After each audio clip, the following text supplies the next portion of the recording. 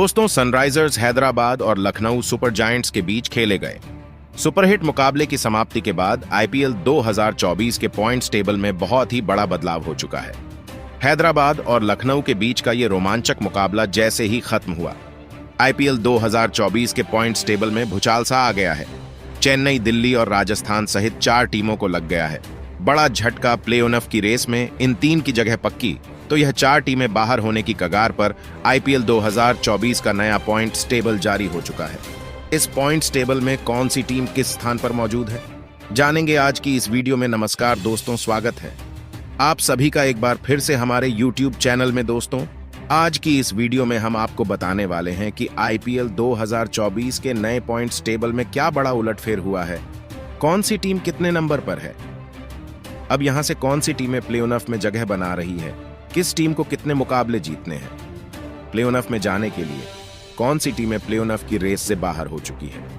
IPL 2024 का बिल्कुल नया पॉइंट टेबल आप सभी को बताएंगे, इसलिए आप सभी इस वीडियो को अंत तक पूरा देखिएगा। यह वीडियो आपके लिए बहुत ही ज्यादा इंटरेस्टिंग और इन्फॉर्मेटिव होने वाली है। लेकिन दोस्तों, उससे पहले अगर आप भी चाहते हैं कि आपकी फेवरेट टीम प्ले ऑफ में अपनी जगह पक्की करें, तो हमारी इस वीडियो को दिल से एक लाइक जरूर कीजिएगा और साथ ही साथ हमें कमेंट में लिखकर जरूर बताएं कि आप इस आईपीएल में किस टीम को सपोर्ट कर रहे हैं। देखते हैं किस टीम के फैंस सबसे ज्यादा हमारी वीडियो को देख रहे हैं।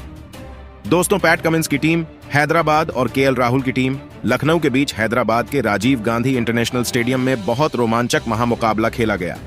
दोनों ही टीमों के बीच में जबरदस्त टक्कर देखने को मिली। हैदराबाद और लखनऊ के बीच इस धमाकेदार मुकाबले की समाप्ति के बाद आईपीएल 2024 के पॉइंट्स टेबल का समीकरण पूरी तरह से बदल चुका है। पॉइंट्स टेबल में बहुत ही बड़ा बदलाव हो गया है। तो आइए दोस्तों, अब आपको आईपीएल 2024 के नए पॉइंट्स टेबल के बारे में बताते हैं। पॉइंट्स टेबल में 10वें पायदान पर नाम गुजरात टाइटंस का आता है। 11 में से 4 मुकाबले जीतकर 8 पॉइंट के साथ में सबसे आखिरी पोजीशन पर बने हुए हैं। पिछले 5 में से 4 मुकाबले ये हारे हैं और जिसकी वजह से जो शुरुआत में इतना अच्छा कर रही थी, वो टीम सबसे आखिरी पायदान पर है। क्या ये टीम प्ले ऑफ में जगह बना सकती है? जरा समीकरण समझते हैं। दरअसल किसी भी टीम को प्ले ऑफ में जगह बनाने के लिए कम से कम 16 पॉइंट्स की जरूरत होती है और 14 पॉइंट के साथ में भी वो दूसरी टीमों के ऊपर डिपेंड होकर प्ले ऑफ में जगह बना सकते हैं। अगर वैसे कुछ समीकरण बने कि वो चौथी टीम 14 पॉइंट के साथ में क्वालिफाई करें, और गुजरात टाइटंस के समीकरण भी कुछ ऐसे ही बन सकते हैं। दरअसल 3 मुकाबले बचे हैं और अगर तीनों के तीनों जीत जाते हैं तो ये 14 पॉइंट तक तो पहुंच सकते हैं। तो चौथी टीम अगर 14 पॉइंट के साथ में क्वालिफाई करी तो गुजरात दावेदारी पेश कर सकते हैं, लेकिन उसके लिए भी गुजरात को बचे हुए तीनों मुकाबले जीतने होंगे और अगर जीत भी जाते हैं तो भी 14 पॉइंट के साथ में क्वालिफाई करेंगे या नहीं, इस बात की कोई गारंटी नहीं है। अगर चौथी टीम 16 पॉइंट के साथ में क्वालिफाई कर गई तो ये 14 पॉइंट भी काम आएंगे। नहीं, पॉइंट्स टेबल में 9th पोजीशन पर नाम मुंबई इंडियंस का आता है। 12 में से 4 जीते 8 पॉइंट के साथ में 9th पोजीशन पर है। इनके लिए अच्छी बात है कि पिछला मुकाबला जीते हैं, लेकिन क्या ये टीम प्ले ऑफ में जगह बना सकती है? दरअसल जैसे हमने कहा कि 14 पॉइंट्स तक तो आप दूसरी टीमों के ऊपर डिपेंड होकर जगह बना सकते हैं, लेकिन मुंबई के बचे हैं 2 मुकाबले, और अगर ये दोनों मुकाबले जीत भी जाते हैं तो ये ज्यादा से ज्यादा 12 पॉइंट्स तक ही जा सकते हैं। वहां से आपको प्ले ऑफ में जगह बनाना प्रैक्टिकली पॉसिबल नहीं है। आप 100% बाहर हो चुके हैं, बस ऑफिशियल ऐलान होना बाकी है। बाकी यहां से मुंबई इंडियंस किसी भी एंगल से प्ले ऑफ में जगह नहीं बना सकते हैं। पॉइंट्स टेबल में 8वें पायदान पर नाम पंजाब किंग्स का आता है। 11 में से 4 जीते 8 पॉइंट के साथ में पॉइंट टेबल में 8वें पायदान पर है।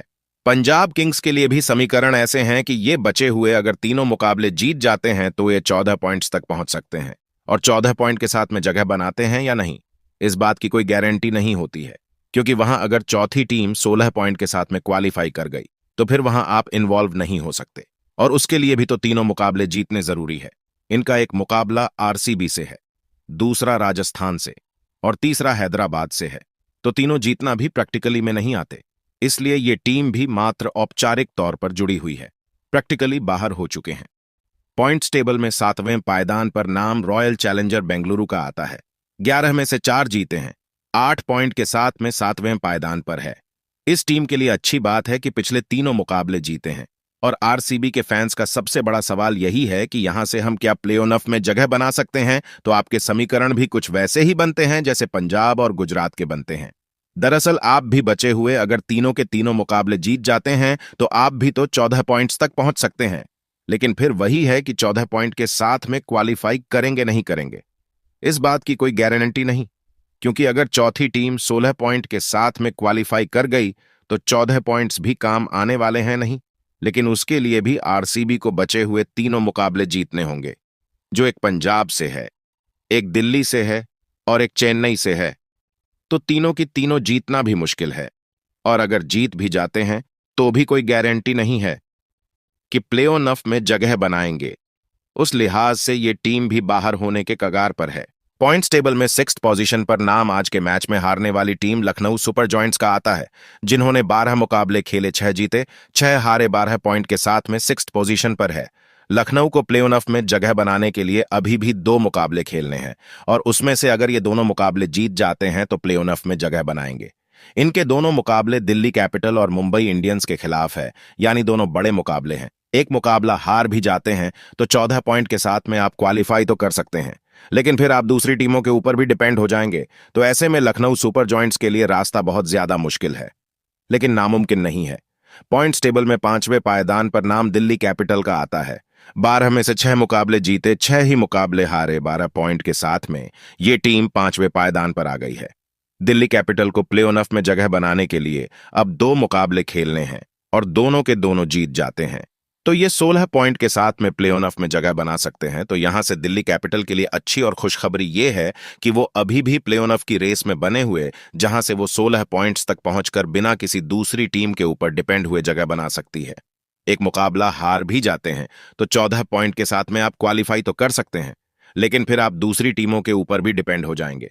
पॉइंट्स टेबल में चौथे पायदान पर नाम चेन्नई सुपर किंग्स का आता है। 11 में से 6 जीते, 5 हारे, 12 पॉइंट के साथ में ये टीम भी चौथे पायदान पर है और चेन्नई सुपर किंग्स को अभी प्ले ऑफ में क्वालिफाई होने के लिए 4 पॉइंट्स की और जरूरत है। इनके पास खेलने के लिए 3 मैच और बचे हुए हैं, जिनमें से इन्हें 2 मैच जीतना है।